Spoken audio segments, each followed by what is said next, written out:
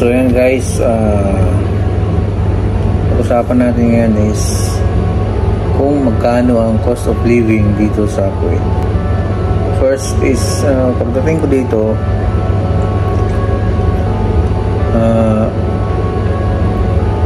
free accommodation ako pagdating. So pagdating ko ng 3 years sa company, 3 years na ako, so nagpa-release ako sa company. So wala na akong free accommodation sa labas ng Kuwait. So nagre-renta ako ng bahay o kwarto lang siya, hindi sa isang bahay kasi mahal. So kwarto lang, dalawa kami, so 60 KD. So yung 60 KD sa Pinas is amount of 10,000 pesos. So dalawa na yan, dalawang tao na yan, so 5,000 each per month. Yan siya, libre na yung kuryente, tubig, kahit anong appliances pwede mong magamit o bibili ka, kasi yung may-ari walang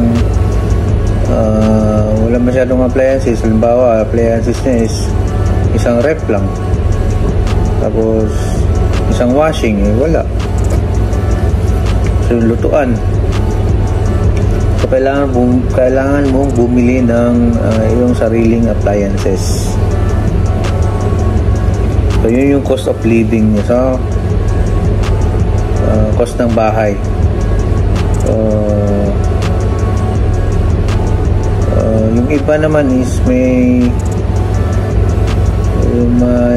pera, mapera dito na Pinoy, is maabot yung bahay nila mga 90 KD, 100 KD. So 100 KD is equivalent to 18,000 dyan sa Pinas.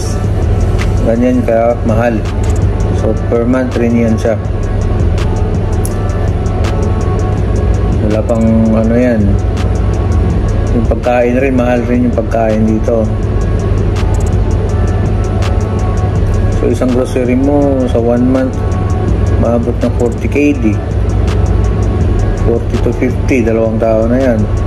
So kung 50 KD, mga 9,000, 8,000 pesos per month yan.